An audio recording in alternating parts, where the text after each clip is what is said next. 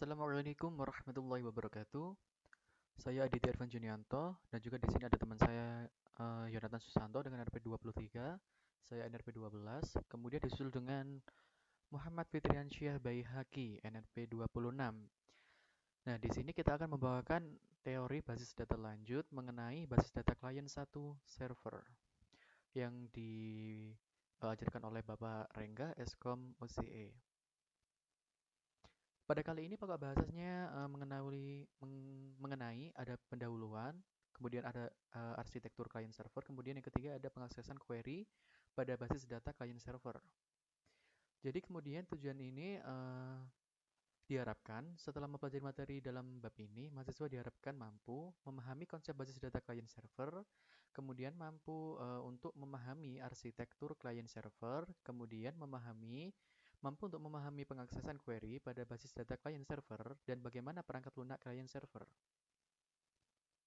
Kita bahas dulu mengenai pendahuluannya. Aplikasi basis data terdistribusi dikembangkan dalam bentuk arsitektur client server. Teknologi client server berkembang secara tepat sebagai teknologi lanjut. Pada beberapa waktu yang lalu, sangat sulit memprediksikan status saat ini, teknologi client server yang terjadi pada saat ini. Kemudian, hal ini sama sulitnya dengan memprediksi teknologi untuk beberapa tahun ke depan. Beberapa faktor yang berpengaruh pada fungsi klien atau server atau keduanya melibatkan perangkat keras dan perangkat lunak, protokol network, teknologi LAN atau WAN, dan komunikasi. Penurunan biaya dari beberapa faktor tersebut menyebabkan semakin besar kemungkinan mempunyai sistem yang kuat. Kemudian kita membahas mengenai arsitektur client server ya. Saat ini arsitektur client server yang banyak digunakan dalam industri disebut two-tier architecture. Pada arsitektur ini, server mengirim data dan klien mengakses data. Server memainkan peranan yang dominan pada arsitektur ini. Keuntungan sistem ini adalah kesederhanaan dan kompatibilitas dengan sistem yang legal. Arsitektur client server yang dikembangkan kemudian adalah three-tier architecture. Pada model ini, layer direpresentasikan sebagai host, server, dan klien.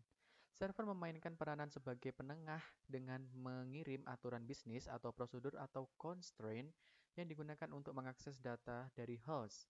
Klien berisi antarmuka GUI dan beberapa aplikasi tambahan mengenai aturan bisnis. Kemudian, server bertindak sebagai conduit of passing, memproses data dari host ke klien, di mana kemudian diproses atau difilter dan dipresentasikan ke pemakai dalam format GUI. Seperti itu.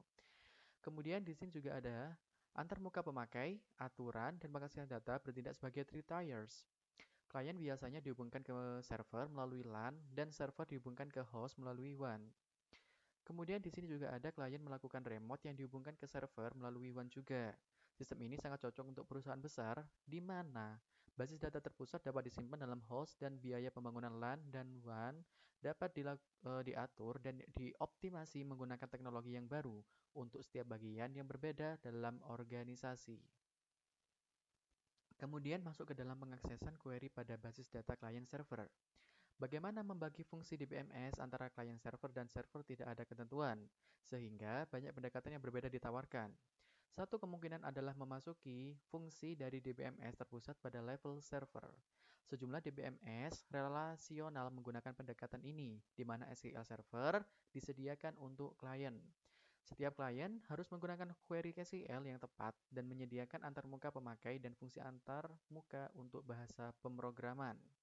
Karena SQL adalah bahasa standar relasional, berbagai SQL Server, meskipun disediakan oleh vendor yang berbeda, dapat menerima perintah SQL. Klien juga merujuk pada data dictionary yang di dalamnya terdapat informasi pada data distribusi di antara server SQL yang berbeda sebagai modul untuk dekomposisi query global ke dalam sejumlah query lokal yang dapat dieksekusi pada berbagai tempat.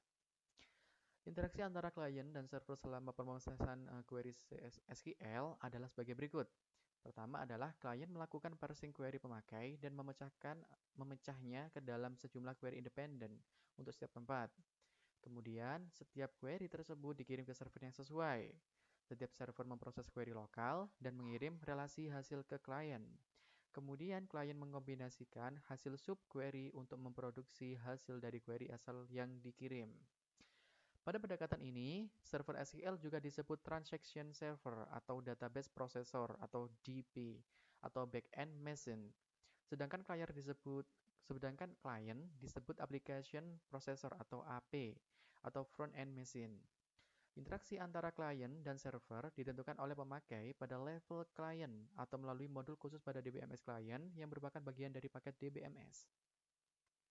Sebagai contoh, pemakai mengetahui apa data yang dikirim setiap server, membagi permintaan query ke subquery secara manual, dan mengirimkan subquery secara individu ke tempat yang berbeda.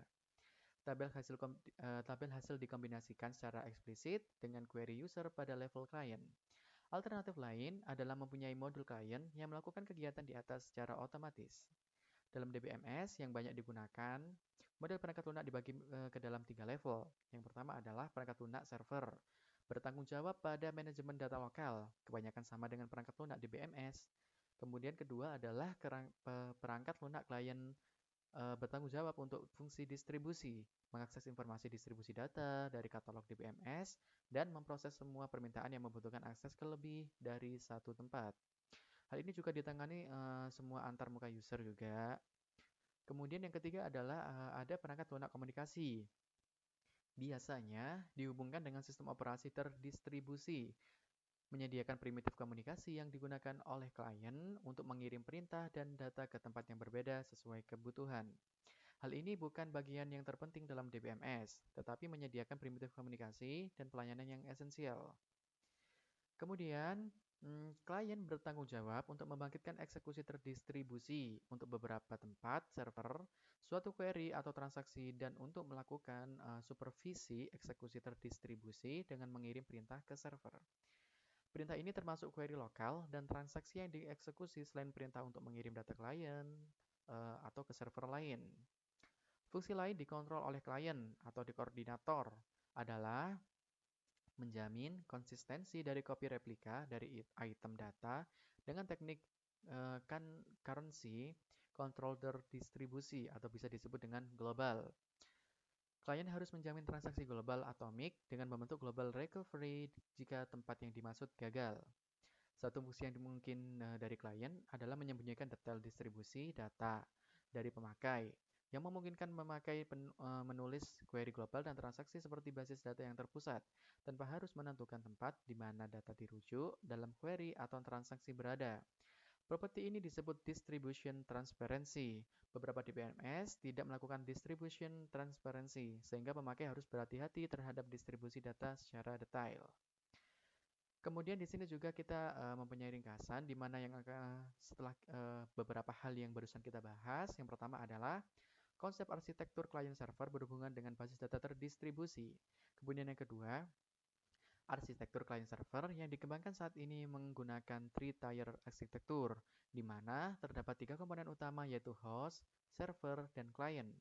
Pengaksesan query dilakukan dengan cara klien melakukan permintaan query dengan mengirim subquery ke beberapa tempat server, dan setelah server mengirimkan hasilnya ke klien, klien mengkombinasikan hasil subquery ke query asal. Kemudian yang terakhir adalah modul perangkat lunak yang terdapat pada DBMS dapat dibagi ke dalam 3 level, yaitu perangkat lunak server, klien, dan komunikasi. Baik, cukup sekian untuk penjelasan teori yang ke-9 ini. Semoga ilmunya bermanfaat. Terima kasih sudah menonton. Kurang lebihnya saya mohon maaf. Wassalamualaikum warahmatullahi wabarakatuh.